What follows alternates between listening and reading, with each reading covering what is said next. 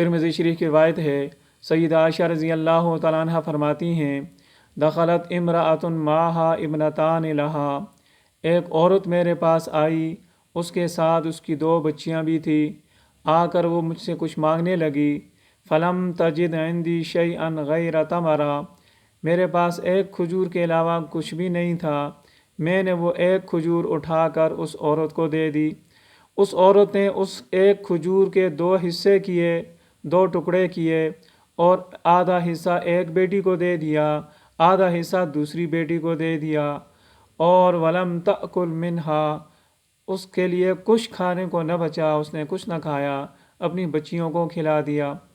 وہ عورت چلی گئی اور نبی علیہ السلام گھر میں تشریف لائے تو سیدہ عائشہ رضی اللہ تعالیٰ عنہ نے پوری بات کہی کہ اللہ کے نبی، اس طرح ایک عورت آئی تھی، اس کے ساتھ 2 بچیاں تھیں، کھجور مجھ سے کچھ مانگا، میرے پاس ایک ہی کھجور تھی،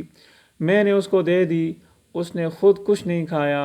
آدھی کھجور اپنی ایک بیٹی کو دے دی، آدھی کھجور دوسری بیٹی کو دے دی۔ تو نبی علیہ السلام نے فرمایا، من ابتلی بشیء من ہذہ البنات کن لہ سترا من النار، جس انسان کو بیٹیاں دے کر آزمایا جائے، آزمائش کی جائے، امتحان میں ڈالا جائے، تو یہ بیٹیاں اس کے لیے جہنم کی آگ سے آڑ بن جائیں گی، رکاوٹ بن جائیں گی، پردہ بن جائیں گی۔